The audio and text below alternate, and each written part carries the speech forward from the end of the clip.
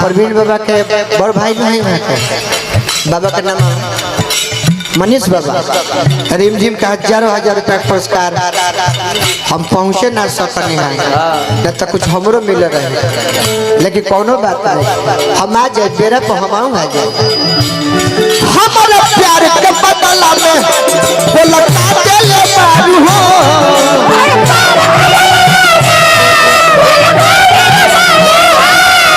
तू जब दिल बारू हो तब दिल बारू हो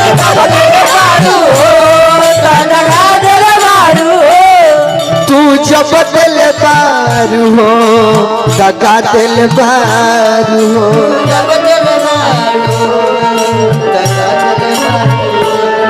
तू जब दिल बारू हो दगा दिल बारू हो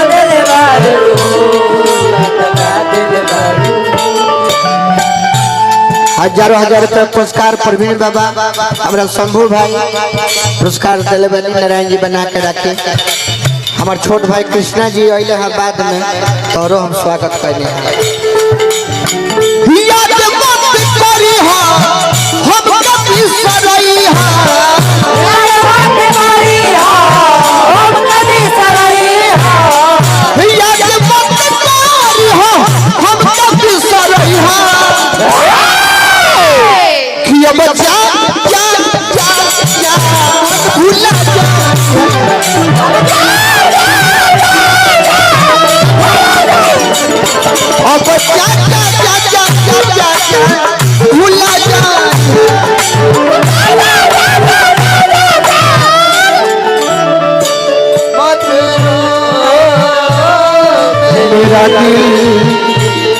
चुप हो जा भई सुभई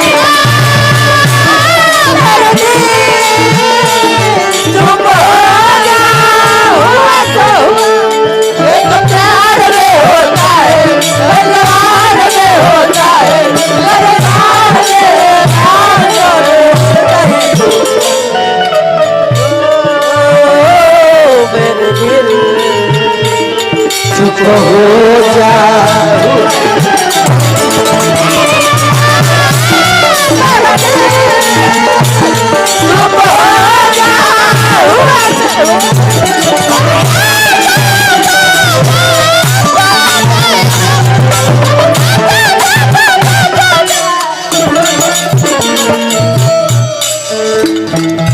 लास्ट भाव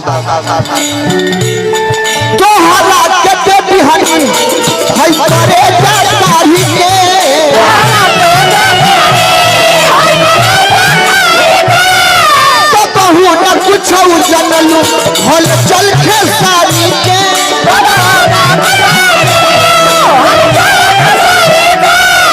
तो बहु न कुछ जनलू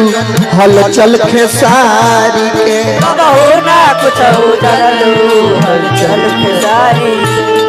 तो बहु न कुछ जनलू हल चल खेसारी के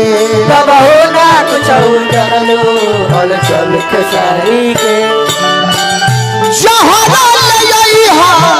हम के पियई हा जहरा ले आई हा हम के पियई हा जहरा ले आई हा हम के पियई हा कि अब जा जा जा जा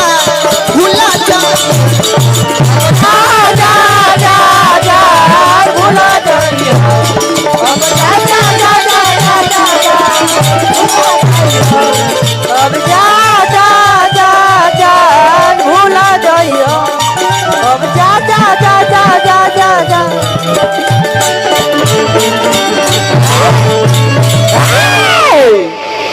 भाई कृष्णा जी बहुत पुरस्कार दिले प्रवीण बाबा